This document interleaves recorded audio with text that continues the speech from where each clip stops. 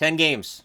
The Buffalo Sabres have won 10 games in a row. If they can win their next game, it's a record. And if they win their next game, that's a massive win for them. But I wanted to compare the current winning streak and the last one. And there are some similarities. So let's take a look. 2006-2007, this is right at the start of the year. And what a way to start the season. 3-2 at Carolina, shootout.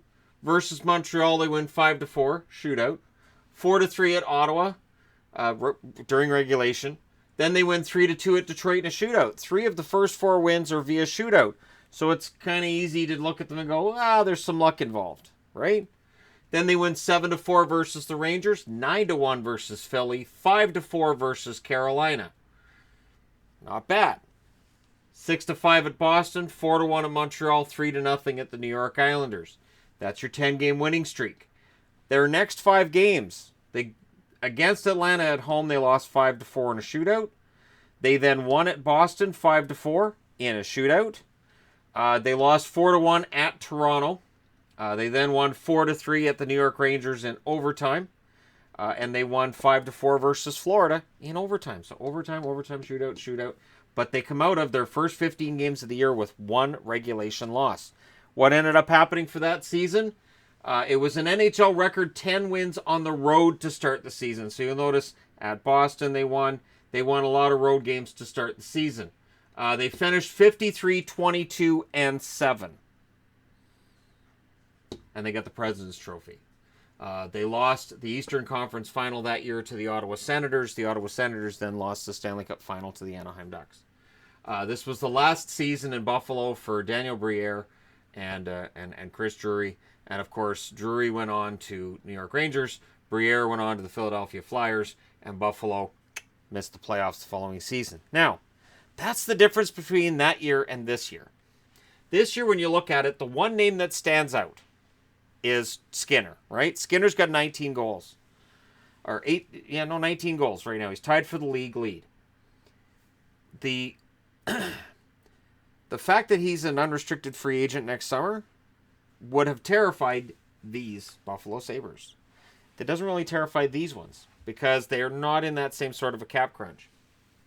And this team, it didn't feel as sustainable as this one. This one had a star in net, and it had a pretty solid team front to back. This one has some real superstars developing with Eichel, Dahlin, and maybe a couple of others as well. And their goaltending, Hutton's the older of the two, but they're both young enough that you could keep them together for at least a few years. Ullmark, who knows? 2018, 2019, so we'll compare the winning streaks. Of course, this winning streak takes place after an up and down start to the season, right? Before this winning streak, they were kind of middling, maybe playoffs, maybe not, probably a wild card at best, and then this happens. They win 6-5 at Montreal in overtime. They win 4-3 versus Vancouver in a shootout. And I think that was where Buffalo really started believing in themselves. Vancouver tired on that road trip. Buffalo comes back. They win it in the shootout. A game that it looked like Vancouver was going to win until there was a couple of minutes left in it. Then they play Tampa at home. They win 2-1, and they won at Winnipeg in a shootout 2-1. This is why when I see people saying, "Well, they've had an easy schedule," no, they haven't. What? No, they won at Winnipeg, and then they won 3-2 at Minnesota. These 3 games in here prove the idea that they've had a cream puff schedule. That's why they've won 10 in a row. Absolutely false. They win at Pittsburgh in overtime 5-4. They won at home versus Philly 5-2. They beat Montreal 3-2. They beat Detroit in a shootout 3-2. And then they won, that's against San Jose. They won versus themselves. They're so good. They are so good that they can beat themselves. The only team that can beat Buffalo is Buffalo. That's like that old phrase, the only ones we can beat ourselves. They didn't beat us tonight. We beat ourselves. So 3-2 versus San Jose in overtime. So what's interesting here is in this winning streak, they had 3 wins via shootout. This one, 3 wins via shootout and 4 in overtime. There's been no blowouts other than the Philly game in any of this. During this one, they had 6-2 at Boston, 9-1 versus Philly, and 7-4 versus the New York Rangers. So a few games in there, and at Montreal 4-1 is kind of a wider score too.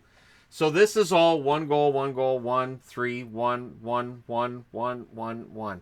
They're not dominant, they're just clutch. And that's just as good as being dominant because the 2 points still count. Their next 5 games are going to tell us a lot about just how impressive this team is, or whether or not maybe some of this is a mirage. It wasn't for this team, and I remember when this team got out to that 10-0 start, there were a lot, including myself, said, well, they're not that good. And then they won the President's Trophy.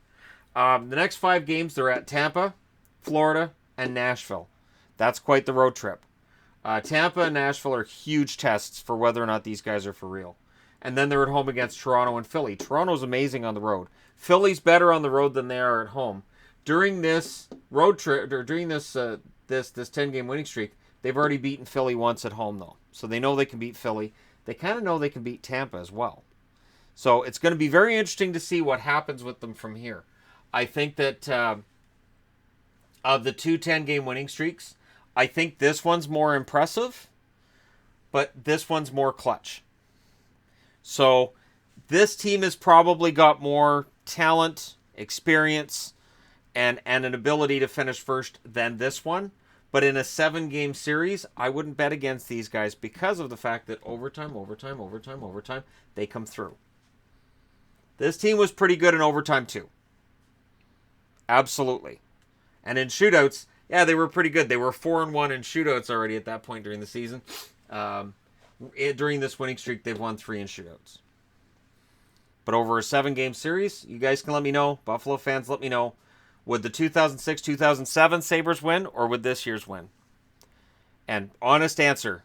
I'd be interested to know honest answers. Because for me, I like Briere, I like Drury, but neither of them to me screamed megastar, Stanley Cup winner, the guy who gets you over the hump. With what I see with Jack Eichel this year, he may very well be that guy. And if Buffalo plays Toronto, if you get Eichel against Matthews, you can print money with that series. The tickets for that series would be obscenely expensive, and I would imagine we'd have some amazingly exciting hockey. And, you know, I talk a lot about what teams I cheer for and which ones I don't. Buffalo's always been kind of middle of the road. I don't hate them. I don't love them. But I have to say, I always enjoy seeing teams that play an exciting, up-tempo style, young team, play well. That's always the best for hockey. And right now, they're one of the most fun teams to watch. But I'd be interested to know your thoughts, as always, in the comment section below. Which 10-game winning streak's more impressive? This version of Buffalo went 3-1-1 in their next 5 after that 10-game winning streak. What about this one? Do they make it 11? Do they make it to 12? Do they just win out for the rest of the season? How crazy is this going to get? Just let me know what you think. Hit like and subscribe if you're browsing your way through. You just happened upon this video. Thank you guys so much for watching. I'll talk to you again soon.